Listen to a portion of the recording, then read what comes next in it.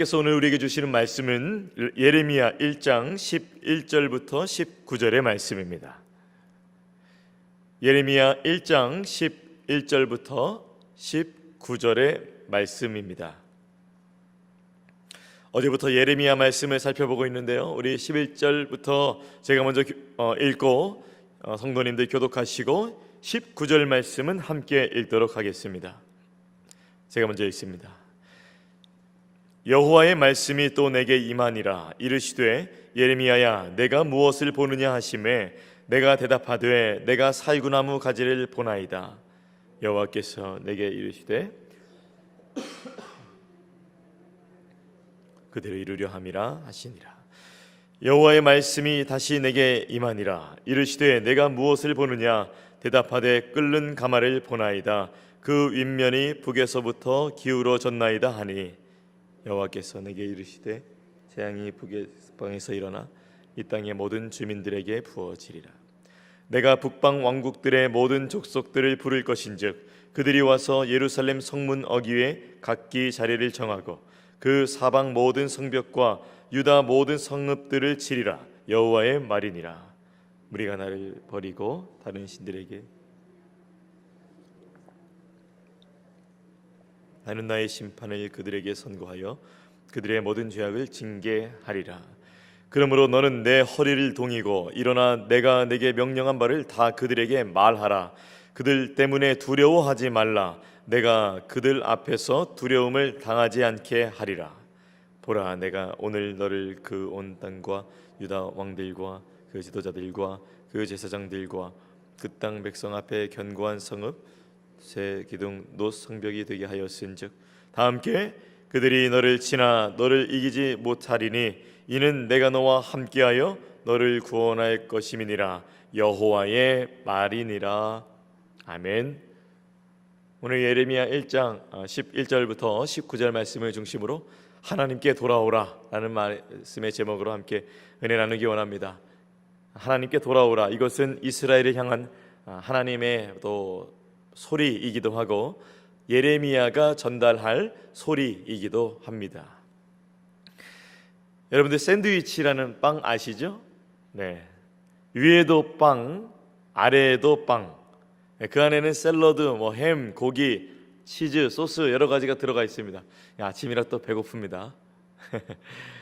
그것처럼 오늘 말씀이 샌드위치 형식입니다. 하나님의 샌드위치의 빵과 빵으로 이렇게 위와 아래가 이렇게 딱 위치가 되어 있듯이 오늘 말씀이 하나님의 말씀이니라, 또 하나님의 말씀이니라, 마치 샌드위치처럼 그러한 형식을 갖고 있습니다. 성경에서 하나님의 말씀이라는 부분은 모든 성경이 하나님의 말씀이지만 특별히 하나님께서 말씀하셨다라는 부분은 더욱 주목하여서 바라보고 마음에 새겨볼 만합니다. 당연히 어떤 부분들보다 중요하죠. 하나님은 말씀하시는 하나님이십니다. 그냥 이렇게 글로 멈춰 있으시고 그냥 어떻게 그랬더라라는 무슨 전설 속의 이야기 속에 멈춰 계신 분이 아니라 살아 역사하시고 말씀하시고 실제로 말씀하신 것은 이루시는 놀라우신 하나님, 전능의 하나님, 권능의 하나님, 실제로 그 말씀대로 역사하시는 하나님이십니다. 하나님께서는 오늘도 그분의 성도들에게 말씀하시고 하나님의 놀라우신 계획들을 각 사람들에게 알게 하셔서 우리가 뭐라고 도대체 하나님께서 우리에게 각 사람들에게 그 하나님의 뜻을 알게 해주셔서 피하여야 될 죄악은 피하게 하시고 또 취해야 될 거룩함은 취하게 하셔서 하나님의 영광을 나타내는 놀라운 삶을 살도록 인도하고 계십니다. 오늘도 말씀으로 저와 여러분을 부르고 계십니다. 오늘 말씀을 통해 하나님은 여러분이 무엇을 알고 하루를 시작하기 원하실까요? 여러분은 어제부터 새벽 강단을 통해서 예레미야가 어떤 출신이었는지, 또 어떤 활동 무대였는지, 또 어떤 소명 기사를 받았는지 여러분 말씀을 또 읽으시면서 또 들으시면서 확인하셨을 겁니다. 그는 아나돗이라는 지역의 출신이었는데 예루살렘으로부터 북동쪽에 위치한 그 지역에 사는 사람이었습니다. 솔로몬 시대의 제사장 아비아달이 권력으로 쫓겨난 후에 유배된 지역입니다. 쫓겨난 지역이에요. 유배된 지역. 제사장 가문에 속한 인물이었는데 유배된 지역에서 이렇게 그 예레미야가 부름을 받게 되었습니다. 유배된 지역에 뭐 선한 인물이 나겠어요? 그곳에 죄인들이 유배되는 그런 지역, 보내 지어지는 그런 지역인데요.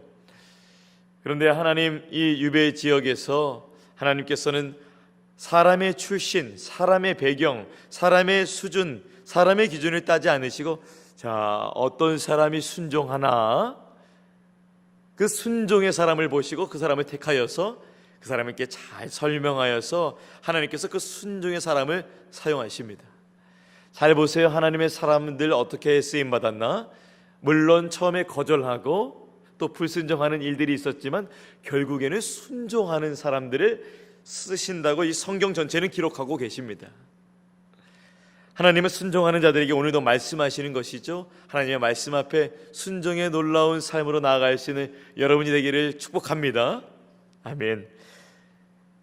특별히 하나님께 이 순종하는 것은 믿음이 있어야 할 수 있는 것인데, 믿음이 우리가 스스로 가질 수가 없죠. 하나님께서는 믿음을 선물로 주신다 하셨으니, 믿음이 필요하다면 내 안에서 스스로 만들어내는 것이 아니라 하나님께 하나님 주세요라며 구하며 하나님께 선물로 받아서 그 믿음을 사용하여야 될 것입니다. 저는 두 가지 오늘 여러분과 함께 나누기 원하는데요, 11절 말씀과 16절 말씀을 중심으로 죄악은 징계를 받습니다 라는 것을 묵상하게 되었습니다. 죄악은 징계를 받습니다.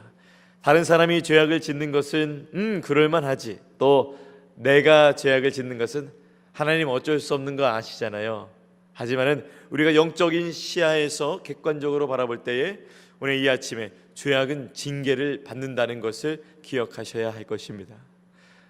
또 이것은 주님이 말씀하시는 사랑의 음성이며 도저히 멈출 수 없는 제약 가운데 큰일 났다, 브레이크를 밟아야겠다, 어서 그 자리를 떠나야겠다는 그 자리를 떠날 수 있는 하나님의 또한 부르심이기도 합니다. 오늘 이스라엘에게 그런 부르심이 전달되었죠. 우리가 신앙생활 할 때에, 또한 어떤 것을 영적으로 권면할 때에 좋은 소식만 전한다면 얼마나 좋겠어요. 예레미야가 하나님이 주신 사명 앞에 망설였던 이유는 여러 가지가 있겠지만 이분이 전할 소식이 좋은 소식이 아닙니다. 죄악으로 인하여서 징계를 받을 것이다 라는 그 소식을 전하여야만 했습니다.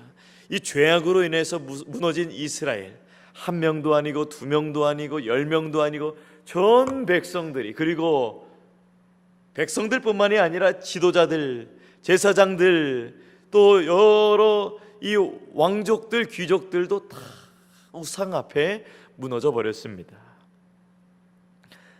죄악으로 인해서 무너진 이스라엘의 영적 처방전이 필요했을 것인데 이 예레미야가 좋지 않은 소식을 전하여야 했습니다. 모든 백성들이 예레미야 메시지를 반대했습니다. 이 반대하는 메시지, 죄악으로 인해서 징계받는 미래가 있음을 선포해야 되었습니다.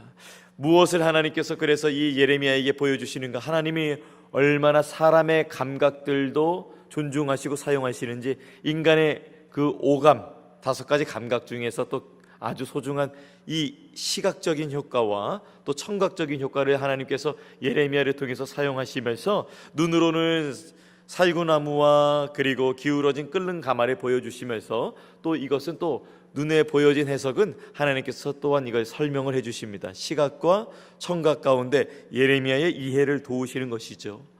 이 살구나무 가지란 어떤 뜻인가? 이 팔레스타인의 싹이 트고 그 열매 맺는 나무 중에 살구나무가 시기가 가장 빠릅니다. 이 나무는 글쎄 꽃이 잎사귀보다 먼저 피는 아주 재미있는 나무입니다. 또 이 나무는 1월 하순에 1월 말에 이렇게 만발하게 되는데요, 이 살구나무는 뜻은 히브리어로 볼 때에 지켜보다, 깨우다라는 뜻을 갖고 있습니다. 왜 살구나무의 뜻을 하나님이 이렇게 말씀하셨는지 아시겠죠? 이스라엘이 깨워주고 싶으신 것이에요. 깨어나라 이스라엘아. 그리고 하나님께서 깨우기 위하여서 지켜보신다는 뜻을, 이 나무가 그 뜻을 담고 있는 것입니다. 나무를 깨운다라는 의미로 해석되고, 또 가지는 자신의 말씀을 성취하시는 것을 지켜보시는 하나님을 뜻합니다. 나무를 깨운다라는 예레미야 환상은 하나님께서 그를 깨워서 또한 그 나무의 말씀이 확실하게 실현되는 것을 지켜보고 계신다는 것을 뜻합니다. 또 기울어진 끓는 가마, 해석권은 예레미야에게 있지 않았습니다. 해석은 하나님이 해주시는 것이죠. 하나님께서 직접 해주십니다. 이 기울어진 끓는 가마를 통하여서 이건 묘사이신데, 비유이신데, 북방에서 일어나서 이 모든 주민들에게 부어질 것이다라고 말씀하십니다. 이 끓는 가마는 누가 끓이는가? 이 가마는 누가 끓이는지는 나오지 않지만 분명 하나님이 이스라엘 백성들을 위해서 준비하심이 분명합니다. 북방 왕족들의 모든 족속들을 불러서 그들이 와서 예루살렘의 모든 성벽과 족속들을 부르셔서 모든 유다의 성읍을 친다고 하셨습니다. 하나님은 말씀하신 대로 이루시죠. 그분의 백성들을 사랑하기 때문에 때로는 손을 대야 하실 일도 있으셨습니다. 한번 말씀하시면 취소하지 않으십니다. 하나님 말씀하시면 정신 바짝 차리고 어떻게 말씀하시는지, 뭐라 말씀하시는지 망설이지 말고 말씀하시는 그 방향으로 냅다 뛰어야 되는 것입니다. 하나님은 곧 말씀이시며 말씀은 곧 하나님이십니다. 우리를 향한 뜨거운 사랑의 말씀, 의심할 여지가 없습니다.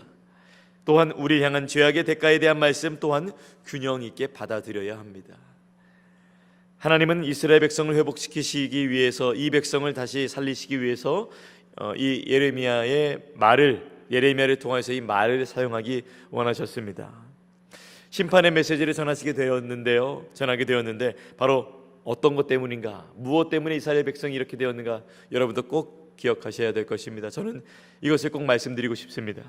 바로 우상 숭배의 죄악 때문입니다. 16절 하반절에 보시면 내가 나의 심판을 그들에게 선고하여 하고 왜인지가 나오는데요, 그들의 모든 죄악을 징계하게 하기 위해서 하나님께서 이러한 환상을 보여주시고 예레미야를 불러주셨고 그의 말로 이제 전달하게 하십니다. 시대를 이렇게 쭉 연구해 보니까 이스라엘 백성들이 하나님 외에 다른 신들을 섬겼습니다. 사실 백성들이 살아가면서 이 당시에 내 주식이, 내 집값이, 또 내가 하고 있는 여러 투자들이 좀 잘 되게 해주십시오.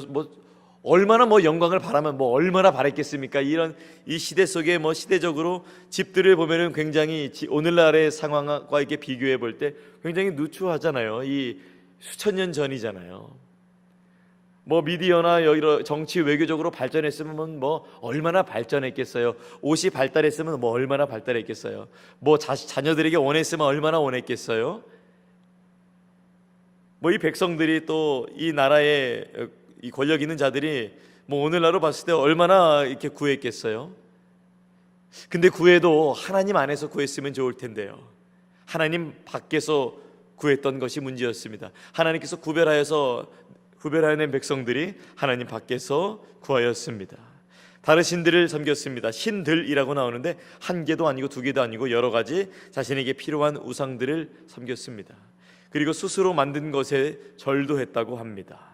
구별되어야 될 백성들이 구별 없이 살아갔습니다.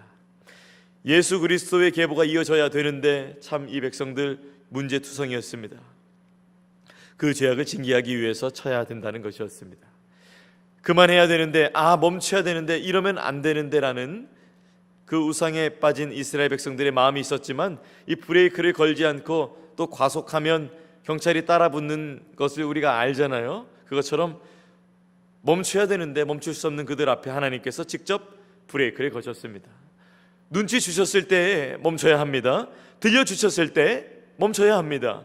알려주셨을 때 멈춰야 하는 것이죠.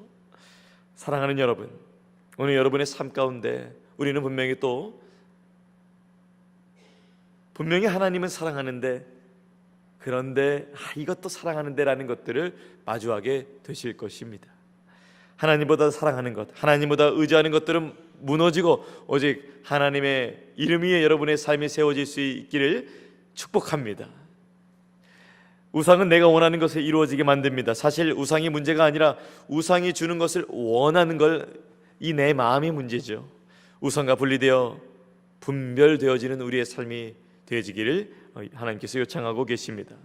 내가 원하는 것을 이루면 이룰수록 예수님과 멀어진다면, 내가 하고 싶은 것을 하면 할수록 예수님과 멀어진다면, 내 감정대로 하기 원했는데 내 감정대로 했는데 주님이 원하시는 것이 아니었더라면 우리는 그것이 가장 큰 힌트임을 기억하며 다시 한번 돌아서야 될 것입니다.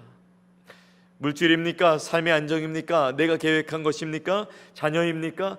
모든 욕망 이 아침을 내어놓고 모든 소망 위에 여러분 올려두시길 바랍니다. 바로 소망은 예수 그리스도십니다.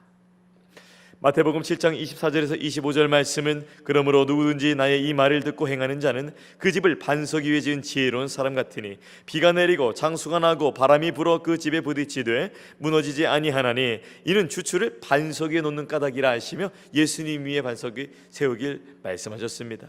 손해가 나는데 예수님께서 기뻐하신다? 그럼 그게 맞습니다. 손해가 나는데 예수님과 가까워진다? 그럼 그게 맞습니다. 눈물이 나는데 억울한데 처참한데 주님이 영광 받으실 일들이다. 근데 그게 맞는 이 놀라운 반전인 것입니다.